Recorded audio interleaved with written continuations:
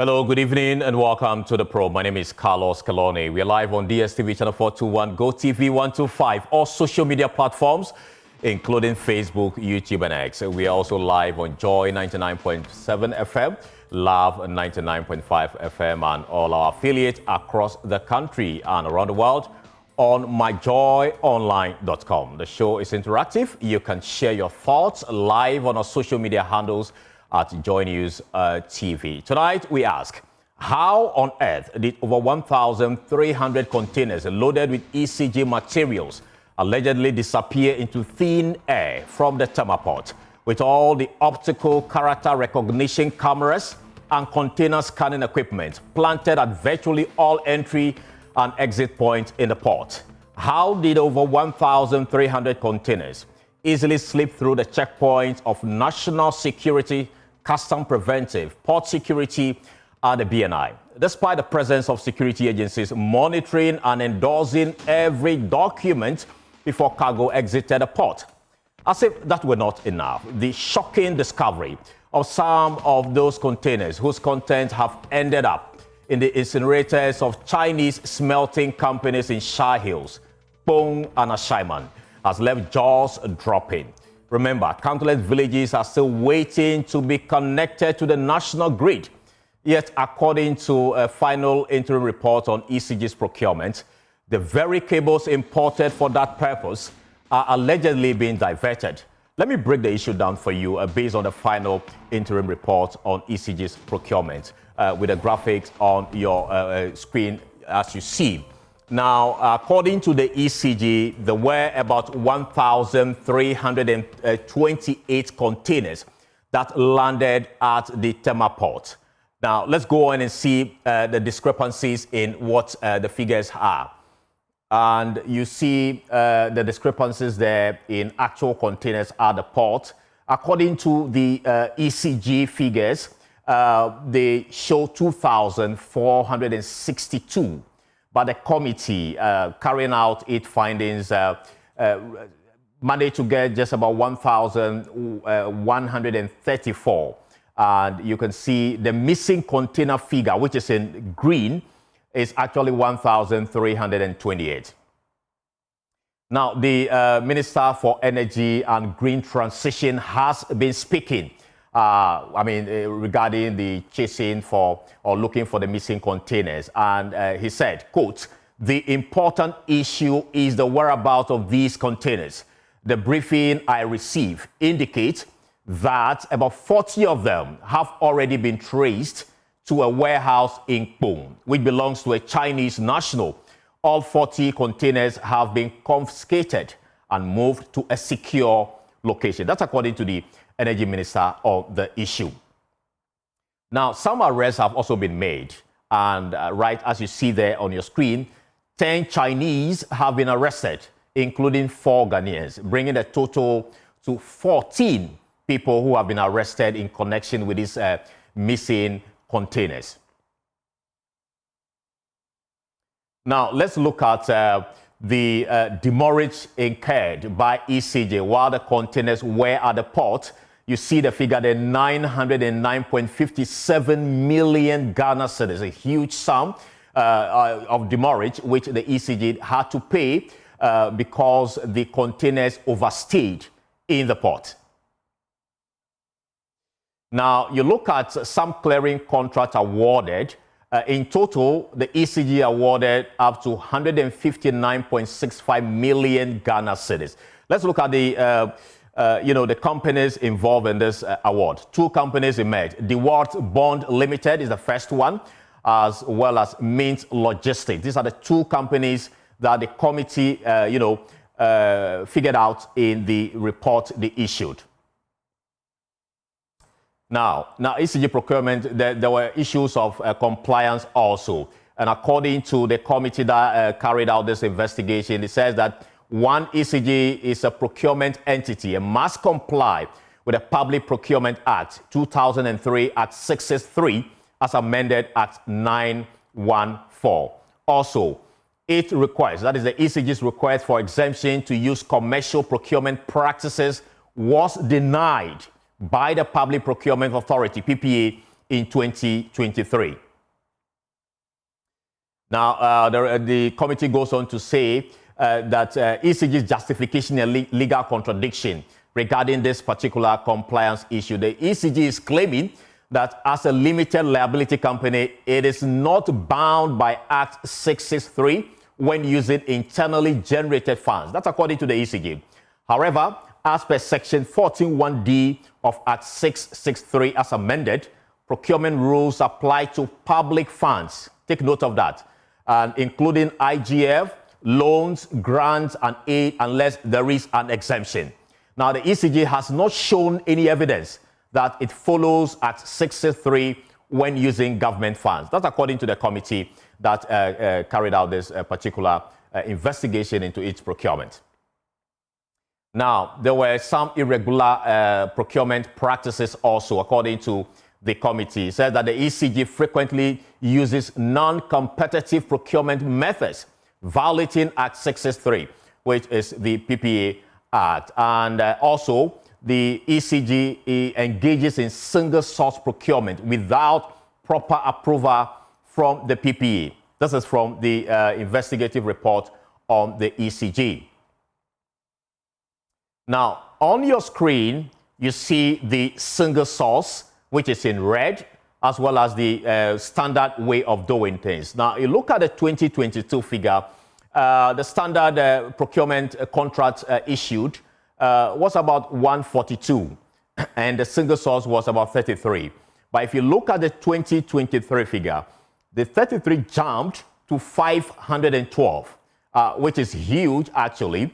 And in 2024, as many as 425 single source, procurement, contracts were issued by the management of the Electricity Company of Ghana. That's what you have on your screen. Now, pertaining to the budget that the ECG runs, the committee found that ECG's procurement activity do not align with its approved budget and procurement plan, which means that it spends way above what is planned or the company plans or approved funds that the company is supposed to use for its procurement. It uses way above that. That's according to the committee. And this particular graph explains this better. So if you look at 2022, 460 million cedis was actually approved for its procurement. But look at it. It spent about 1.7 billion in 2022. Now, if you come to the 2023 figure, 935 million was approved, and the ECG ended up spending about 8.3 billion, which is about 790% increase over the approved, amount. Now, if you come to 2024, the approved figure was around 1.39 billion, but it went up to 820 billion, which in percentage term also was about 487 increase. So this actually is the report from the committee that is actually investigating the issue. Now, here is the Minister for Energy and Green Transition, John Jinapor, speaking to journalists after the discoveries of some of the containers. Take a listen. And wherever the containers are, we'll trace them. And those we've apprehended, we'll not just prosecute them, we'll go to court and seek an order to sell those assets there to defray the cost, so that we'll use that money to invest in the grid system and to make power delivery available and reliable.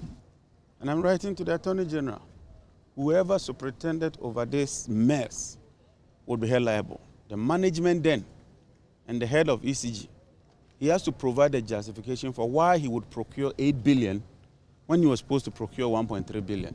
Because if they had stuck to their procurement plan, we won't have this problem. And let me make it clear, those who are claiming that the containers were stolen when we came to office, that is false. As you can see here, they are confessing that they started buying these things and these cables right from 2019. So the attempt to usually play the political football will not wash. Whoever is responsible would apprehend that person. So you heard the energy minister there. But when this issue got to the floor of Parliament, the minority leader, Alexander Afenyo-Markin, who is actually the immediate past board chairman of ECG, alleged that some ECG officials had been colluding with custom officers to sell the containers, emphasizing that the matter should not be politicized and called for strict action against the public servant involved. Take a listen to him. How come containers at the ports, containers that have arrived, the bureaucracy at our ports, they say the containers are missing. Mr. Speaker, it is true that when these containers come, there is some connivance with some customs officials, and they sell these containers, these cables that ECG needs after the supplier has been paid. They sell the container and then people resell back to ECG. Are we pretending we don't know? Instead of us to pay attention and kill the rots, then we come here, then MPP, NDC, so now they say, oh, maybe it's happening under MPP, it's happening under NDC. No.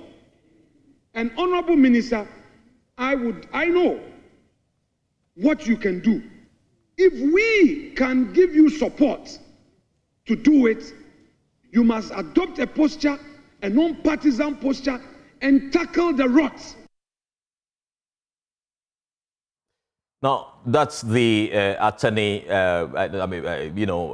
minority leader in Parliament who has been commenting on the issue. But just a while ago, the Deputy Attorney General and Minister of Justice, Dr. Justice Sripsai, says the police have granted bail to the suspect arrested in connection with the ECG missing containers. Take a listen to him also. Quick updates on the ECG container cable situation. As you may be aware, the hardworking officers at the National Security, comprising of personnel from the NIB and the Ghana Police Service, have arrested a number of suspects. The arrest took place in Dongfang Manufacturing Company yard and also Ponlok. They are all around Shai Hills. 11 suspects have been arrested. 14 suspects have been arrested. 11 have identified themselves as Chinese nationals. The police did arrest last night. And as you know, we have always maintained, and the President John Dramani Mahama has maintained that his fight to recover the loot will not be a channel or a tool to abuse the right of persons who are found who are found or who are suspected. So in line with that, we have the police officers have admitted the suspect to bail. So that was the Deputy Attorney General giving us updates on those who have been arrested. So the missing ECG containers, what roles did the customs, the GPHA and ECG management play in all of this? Who should be held accountable? When I return, I'll get you answers. Joining us on this conversation now is Franklin Kujo.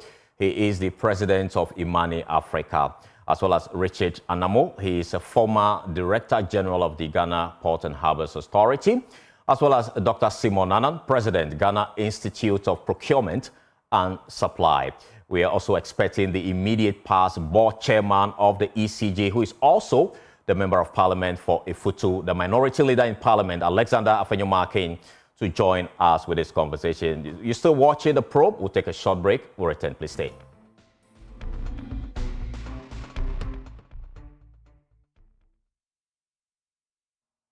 Thank you so much for staying with us here on The Probe. Let me start with you, Richard Anamo. You are a former DG of the GPHA. First of all, I want to pick your thoughts on what you make of this revelation by the committee regarding the 1,300 containers missing from the port.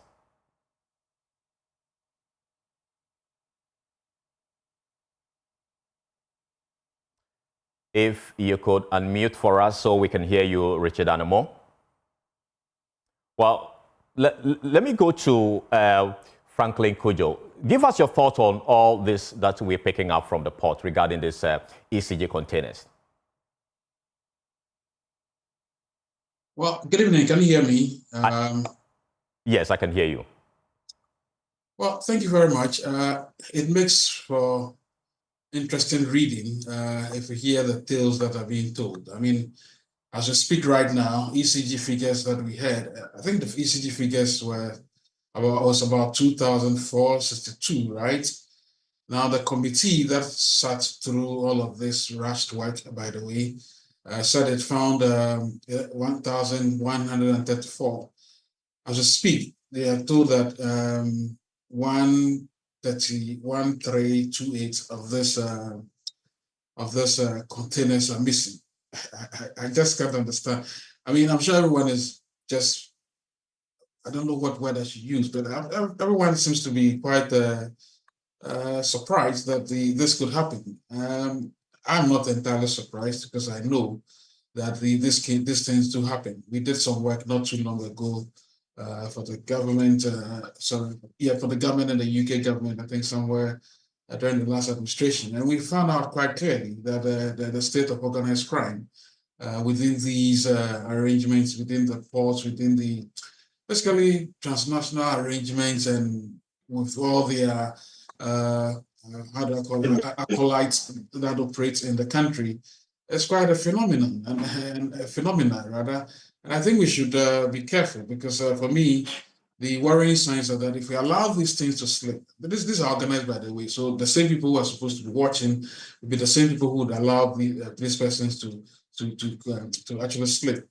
But I think it speaks volumes because some people could take advantage. Imagine all these rebels are hearing these kinds of things. They say, wow, possibly there could be opportunity. Yes, but this is for people to slip into the country and cause extensive mayhem. And I think these are very important matters as I speak. Right? I mean, those are the things that I worry about right now. As for those things that have been stolen, maybe we have to talk about practical ways of preventing this kinds of scams.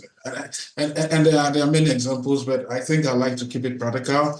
My opening comments as I speak is that I'm not entirely surprised. As I said, these things are happening. They're happening in our water bodies. They're happening in our forest, and indeed, it's not surprising. It's just that it makes interesting reading to see that the institution that is involved, in this case, the ECG, could actually suggest that they were advised by some lawyer somewhere that because of their procurement, their pristine procurement process, they do not they are not subservient to the PPE. But the PPE also has its own problems, which we'll discuss. But let me not jump ahead of myself. Right? I think these are just introductory remarks. Right.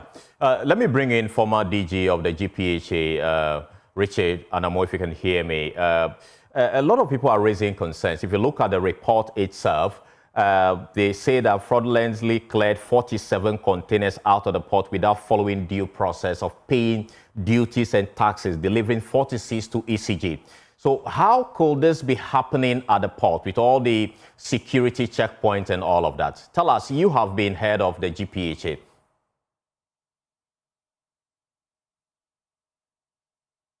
Could you unmute? Yes, if you could unmute for us so we hear what you're saying, sir. Right, okay. Can you hear me now? I can hear you now. Okay, good evening to your listeners.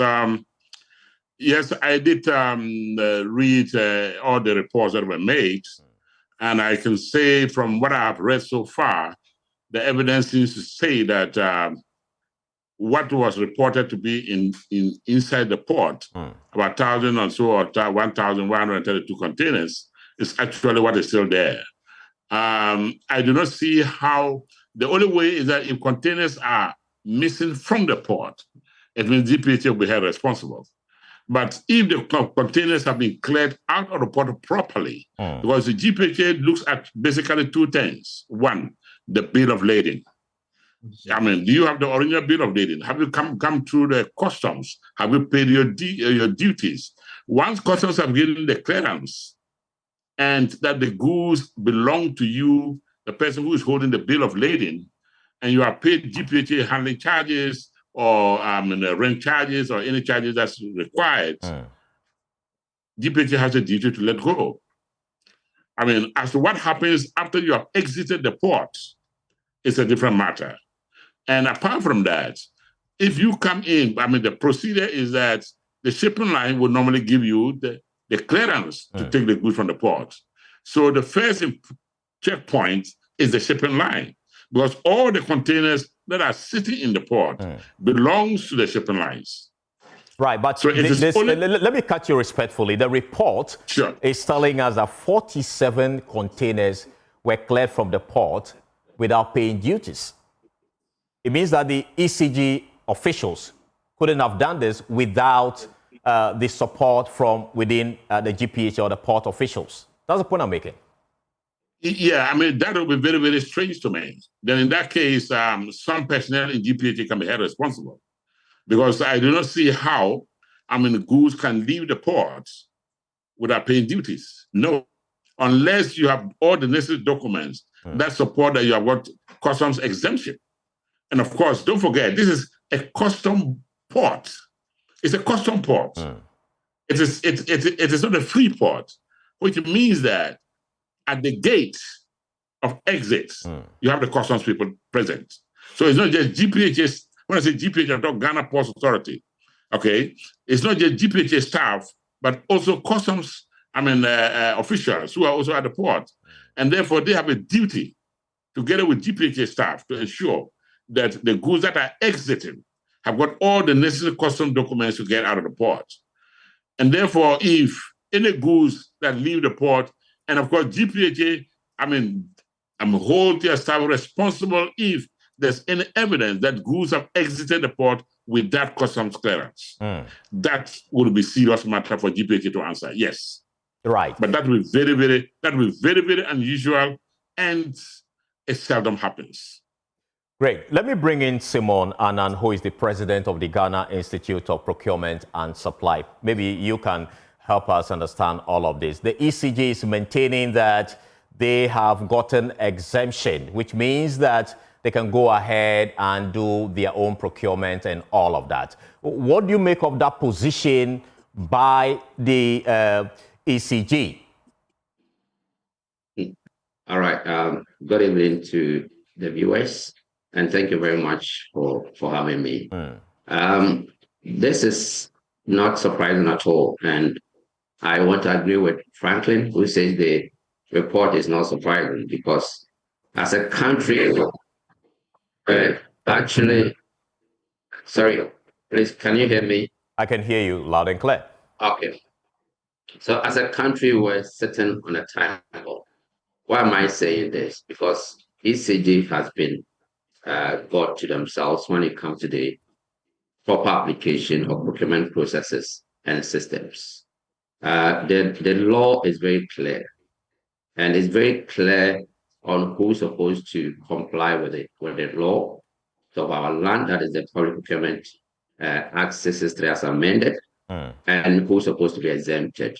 Now, if you look at section 14, which spells out the application of the law, and the institute that's supposed, the institution that's supposed to comply with the act, is section 15, what ECG is talking about, what grants exemption to the company which are established based on commercial practices.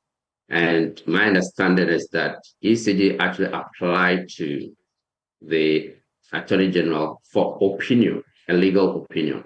And if you read their letter, it was very clear that this is their legal opinion to the Finance Ministry. Now, if you read section 15, which says that the minister in consultation with the board of PPA will grant that exemption. And the question is that hasn't been granted as we speak. In fact, they have applied to be PPA several times, and PPA has declined that exemption. And the letter is there for everybody to see. Why have they declined exemption? Because the authority feels that ECG is not different from any other company that has been established, but it was established by the government of Ghana funds. And that's what we have to be very careful. That if the ECG is talking about the fact that they had an exemption, where is the exemption? Because the process is very clear. And if you look at companies like Commercial Bank, ADB, CBG, these are companies that are in competition with other banks.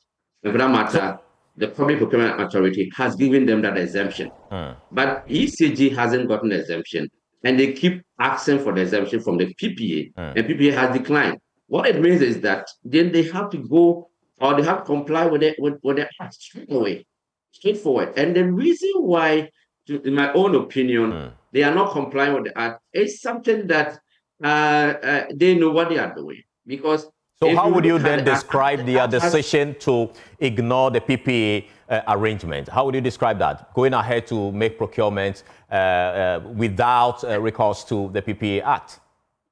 That's a clear breach of the Act. And Section 92, which has the penalties or offenses related to the breach, it's very clear. And I think that we have to be very straightforward with ECG, the managers of ECG for failing to comply with the Act. Now, how do we ensure that they are doing the right thing? Because the Act has specific checks and balances. They have what you call the ETC, they have the Central Tender Review, and then they have, as we speak, ECG CEO has what you call $1 million threshold. You can approve an item which is amounting to $1 million. $1 million is how much in Ghana cedis? We're talking about 15 million. If you look at the Act and the threshold for entities like the BOG, the governor has 100,000. Are you telling me that ECG is more powerful than the Bank of Ghana? If you look at Ghana Gas is also in the business of selling gas. Why are we not saying that Ghana's gas is also established by limited liability, so they have to be exempted from applying or complying with the Act? But ECG is still talking about exemption. No, I think right. Yeah, hold for me. Let me bring Franklin in. So, Franklin, clearly, Doc is making a very strong point, which you earlier alluded to, that the ECG does not have that exempt, but yet it went ahead to give, procurement contract and single source, contracts to entities. And from where you sit, what can we do in this particular case regarding these containers which are missing? Should we just leave it so, or the law needs to take its course? Well, I don't know why we are acting surprised and then probably asking, what should we really do? I think what we should do is what I suspect the government is doing, even though it sounds as though my good brother Jinapo seems to be quite exhausted and quite like a one man. Look, we've all been, how do I put it? Well, look, what I think should happen is that these things can be traced. I mean, as the how do you call it, colleagues on the show are suggesting to you, all these things can be traced to which officer or which officers actually started this whole transaction, and then who gave the others. I don't think this is so difficult to do. I mean, we are in a digitalized environment, right? Is that what we say? And so it's possible to do that. The problem with the ECG, as I've realized, and by the way, I was given full access to understand the financial, what I call the chronic, what I call the political economy of the ECG. Right. And I was entirely, it's not that I was surprised, but I was quite worried. And that's why I found out that this container thing could have only happened when the various actors within ECG, some on the board, some people, powerful people, the presidency, pulling the strings. And I found out quite clearly that the gentleman at the Center of Affairs, even though people seem to be blaming him right now, well, look, he was just overwhelmed, and others are coming from the so-called order from above. It's only from the center of government. We have all people who are there, and I don't mean this current government, by the way.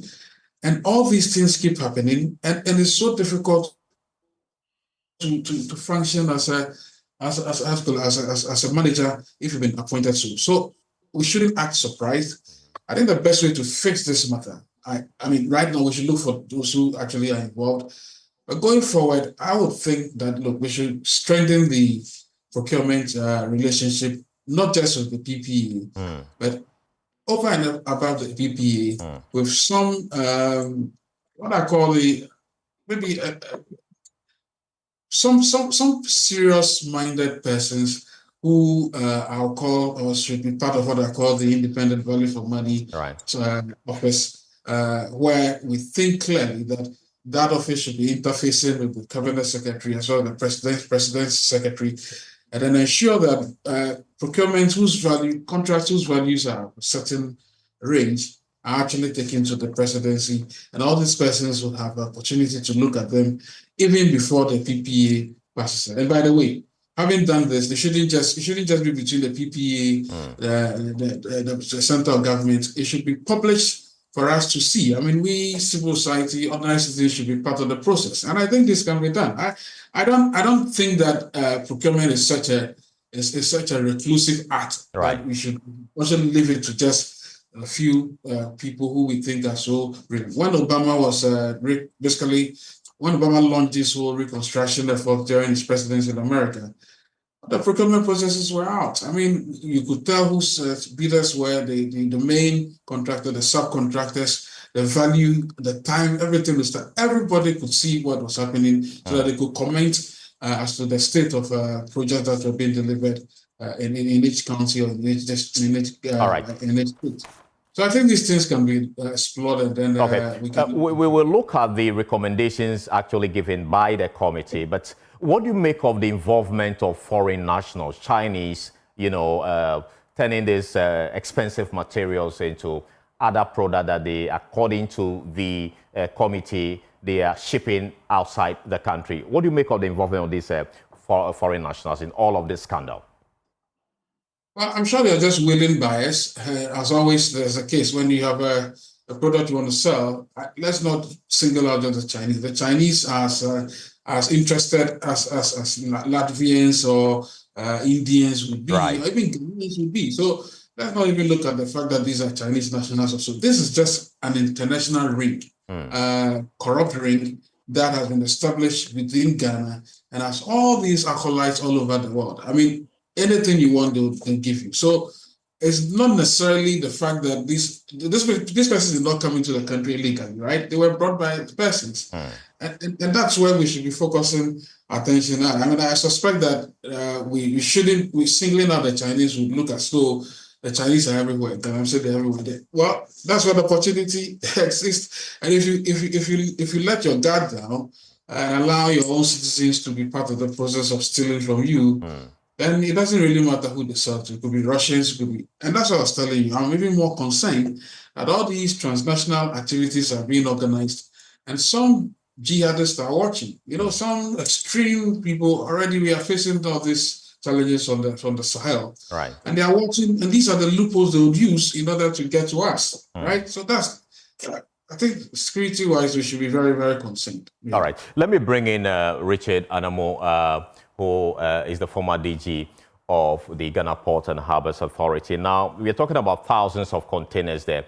How can we get these containers? I'm asking because we understand these containers actually have serial numbers, which I believe has, some sort of registry at the GPHA. Run us through how it is going to be very easy for the security officers who are actually checking out to trace these containers. How do we get them?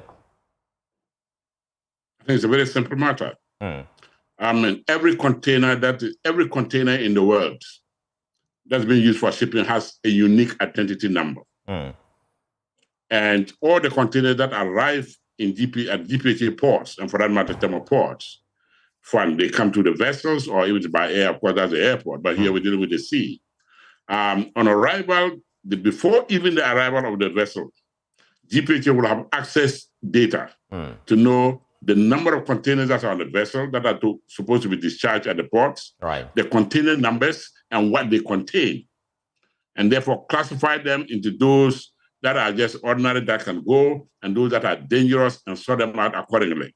The dangerous goods will have to be sorted out to the dangerous, goods terminal, and those that are going to go through the normal processes.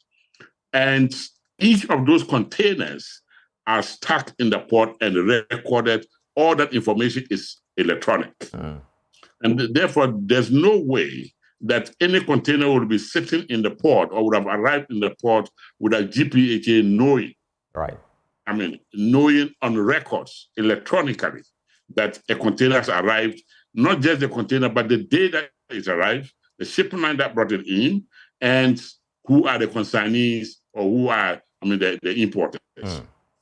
That's because here we're talking of imported cargo.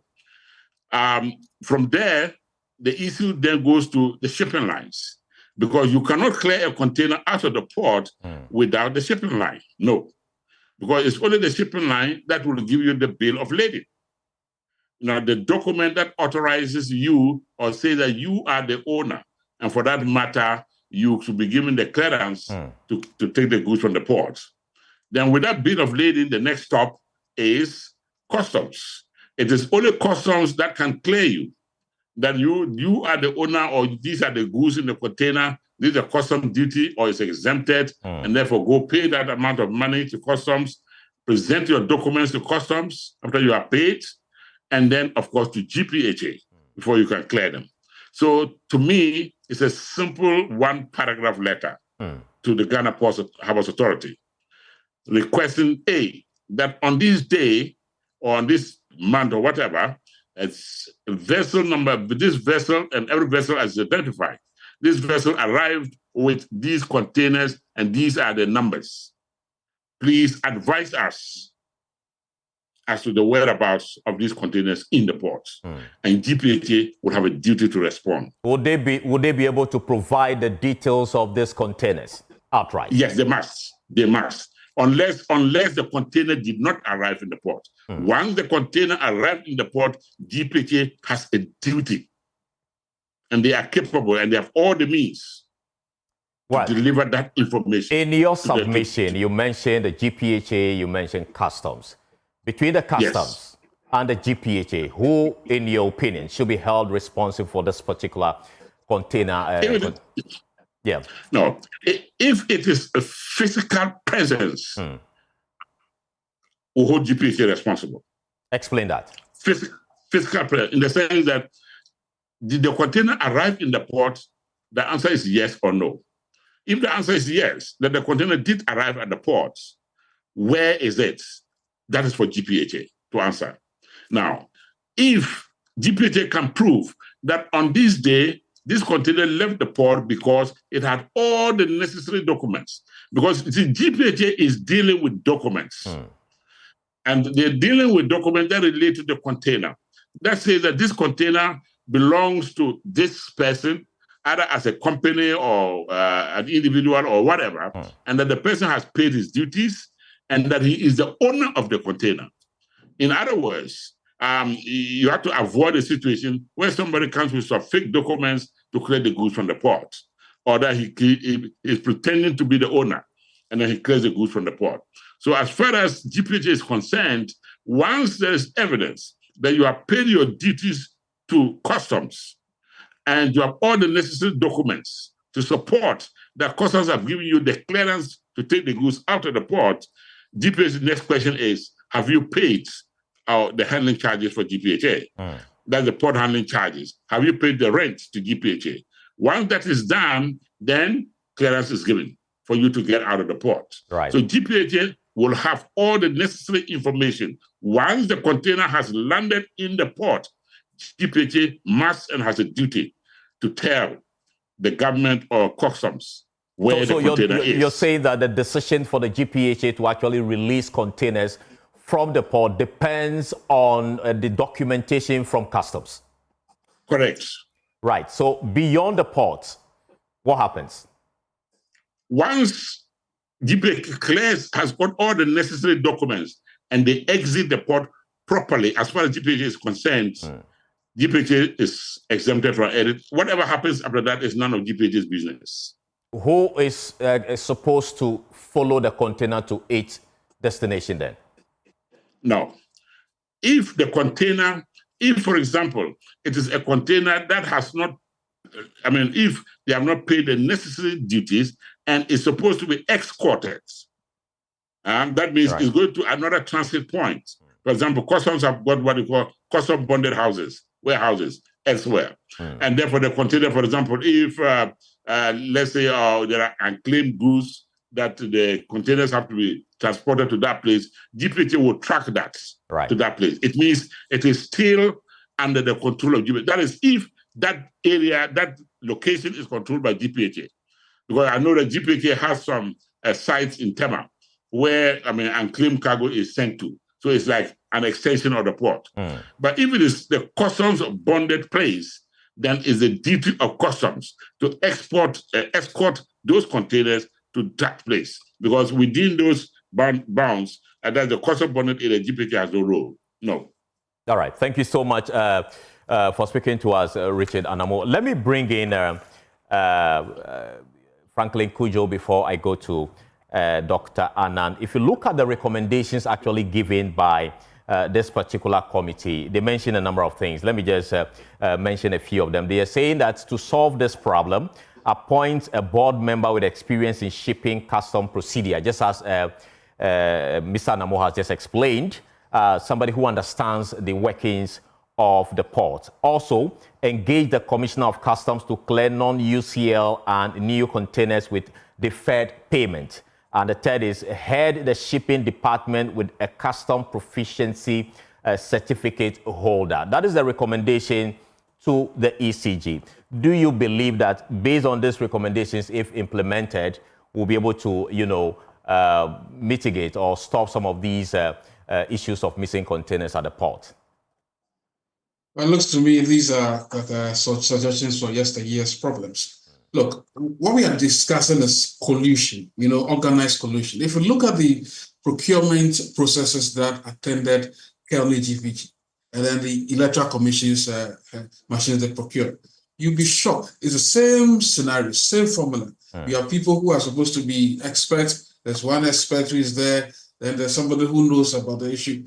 Look, it's the same thing. If the collusion can be organized nicely. So I'm not doubting the expertise of these persons, but if you are using this particular, if this is what is supposed to be used to deal with the future problems, I don't think they're even listening to the likes of the former GPHA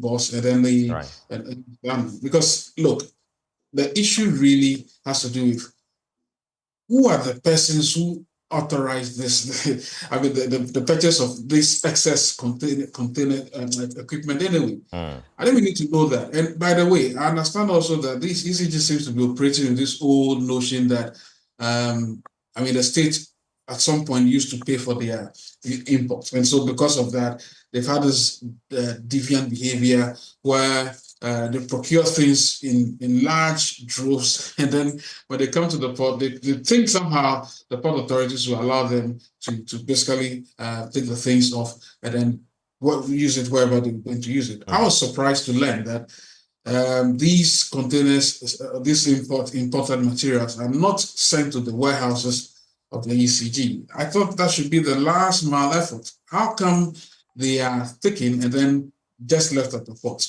Back to your question, I don't think that whatever suggestions, good to have somebody who is an expert, but in the future, in order to stop this, what I call the shadow boxing or the theft wars with the ECG's management and the PPA, my proposition is that, well, look, maybe appoint an ombudsman who is just interested in value for money for these kinds of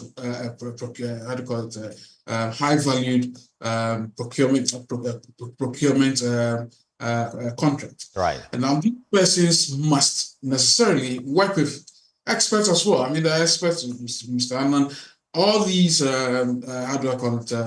different professionals who know so much about procurement could be spoken to and then be part of the process. I'm looking for an open and transparent process of monitoring this high-valued contract. It should no longer be the same way we should have an entity just doing its own procurement, or even in line with the in line with the PPA. There should be another authority, right, which looks at all these multi-million dollar purchases, and they must actually take a good look at all these. The sums that are involved, the contractors or whoever is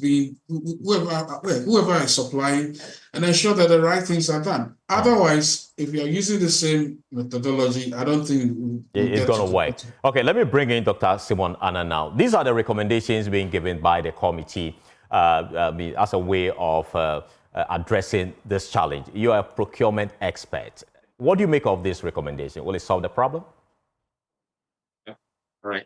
Thank you very much. I think when you read the report, the recommendations on procurement practices are about 14, and I'm not sure you. No, not all. I just said that. Just three of that. Yeah. Yeah, that is exactly what we need. Why are we having all these issues? Because fundamentally, there's something wrong with our procurement supply chain system. In fact, what we are talking about and what we're discussing this evening, but there's on procurement supply chain, the inbound logistics and outbound logistics. In fact, the outbound logistics is completely broken down because the procurement unit in ECG is non-existent, because one, there hasn't been needs assessment. So you ask yourself, and I agree with Franklin, what he said, why are we even buying SSs? If you have 2,500 containers in the port, it means that we don't need them. So the reason why we are buying SSs is that we haven't done needs assessment. The next one, we don't have a plan.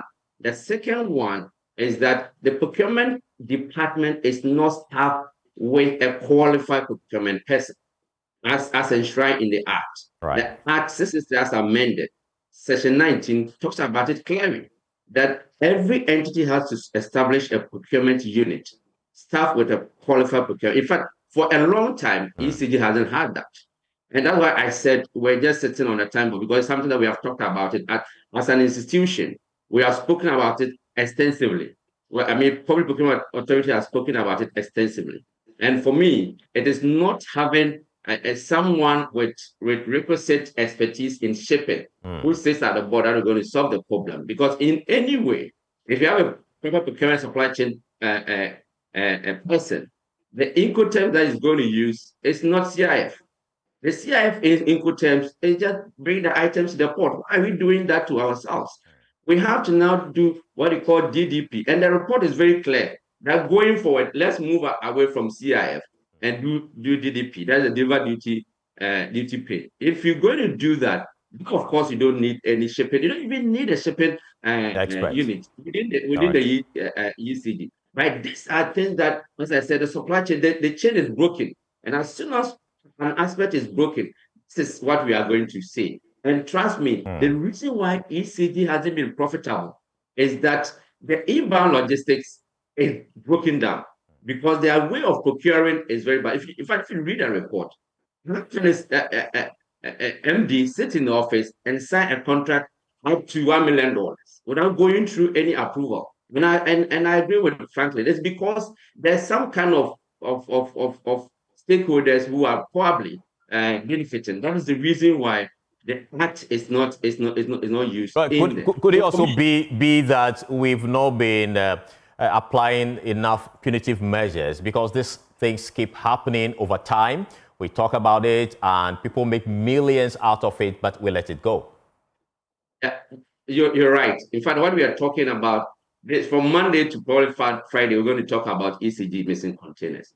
Saturday, we just wrap it up. The next week, this issue is died off. And frankly, you would agree with me. That's how it is. We will talk about it and kill it, and nothing happened. But I think this is a call for us to structure and to look at procurement processes in all our institutions. In fact, SIGA's report tells you that we have about 120 billion or so Ghana city losses. The figure might not be right, but they are making losses because they haven't been able to structure their procurement process very well. In fact, the country uses 70% of its budget in procurement of goods and services. But when you go to the entities, the procurement is not respected. The procurement is nowhere to be found. In fact, the procurement is relegated to somewhere, and the heads of the institutions are running the show. If you do that, what happens?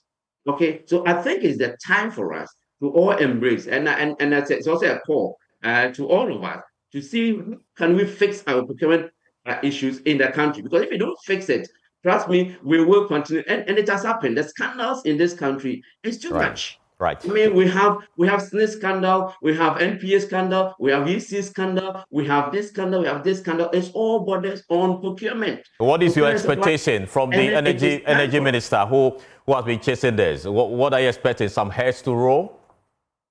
Of course, I mentioned about section 92. It's very clear that when you breach the provisions in the Act, okay, 2,500 penalty units, 5 years imprisonment, okay, or both.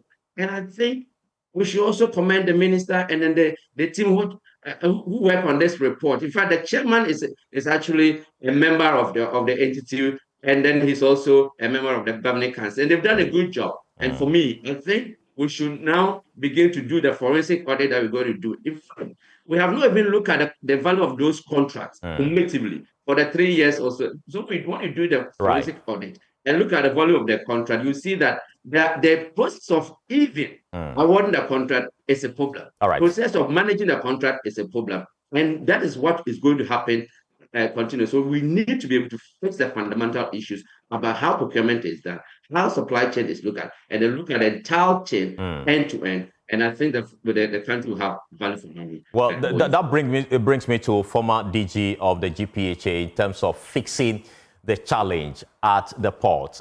How do we solve all these challenges, these loopholes that Doc just spoke about at the port? You've been head of the GPHA, and so you are exposed to some of these loopholes at the port. Tell us.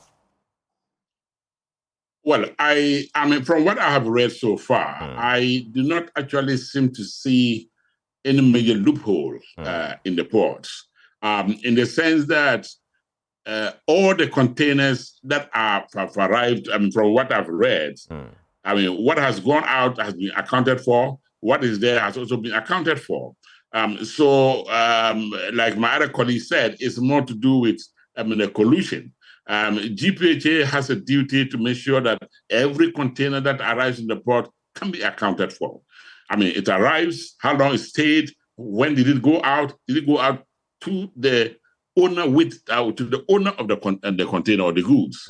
Once that is done, I mean, have they paid their duties? Have they got exemption? Once that is complied with, GPHA has finished with their responsibility. But if you mentioned collusion, if there is collusion actually, then it means that there are some staff of GPHA and custom officers that probably are doing this. Exactly. Yes, that's what I'm saying. Yes, if there's collusion, where of course the container leaves the port without the necessary duties being paid, and I repeat, without the necessary duties paid, and without paying for GPHA rent.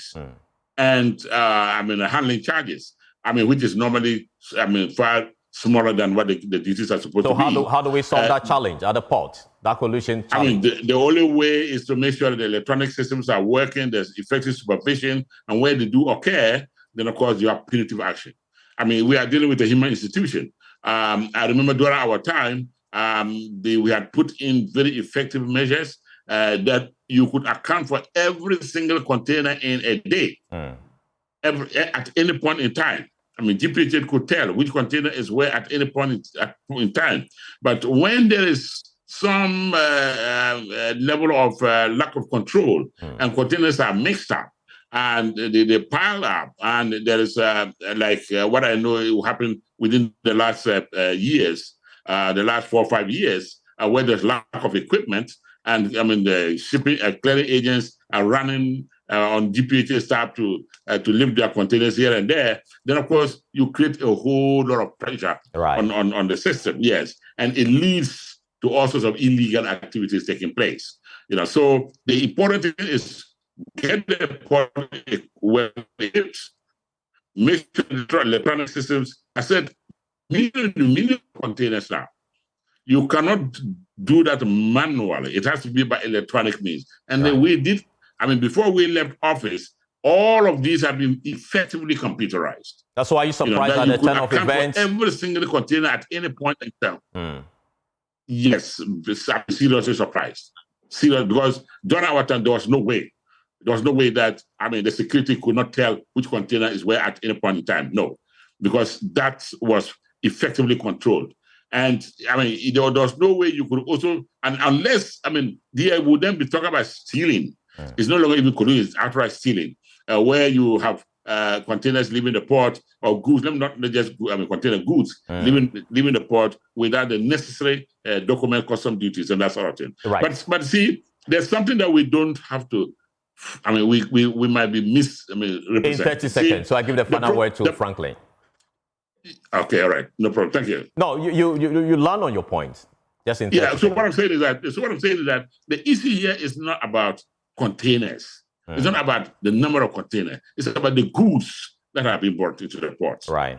I mean, for ECG, the issue is not about they are buying more containers. They're not buying containers. They are buying goods. Right.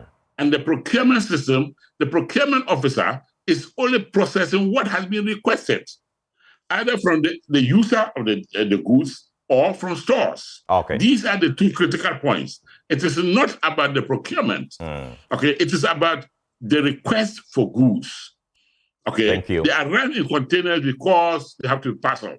But the original issue is who requested for the goods. Right. Who requested for the goods. Thank you. Thank you. Yeah. Thank you so much for speaking to us. Let me give the final word to Franklin. I mean, clearly, DG is talking about using electronic systems to solve this problem. Does that mean that of all these years, all we've been doing at the port are really not working? Well, the electronic systems are important, but human beings actually organize and operate the systems anyway. I think I'd like to take a little bit pedantic about the point he made about we have 1 minute. Procurement not being part of this process. I think procurement is the being and all of this process, because the procurement process is wrought with bad, should I call it, product, or the final product, or whatever is requested. And clearly we'll be having this challenge. I think that the best way is to constitute this expert panel we call the Independent Value for Money Ombudsman, working with think tanks, CSOs, trade union professionals like Mr. Simon, and everybody who really matters when it comes to procurement. And let's have these things live on website. We should be monitoring all these procurement processes from one point to the other, so that we will know when eventually their process has goods and services to be procured. All right. Thank you. Thank you. Thank you. Thank you so much. Franklin Cudjoe is the president of Imani. He's been speaking to us here on the probe, as well as Richard Anamo is a former director general of the Ghana Port and Harbors Authority. Dr. Simon Annan is the president, Ghana Institute of Procurement and Supply. Grateful for your time, for all your contributions here on the probe. We have a lot more stories on myjoyonline.com. Thank you so much for watching. My name is Carlos Scaloni. Have a good evening.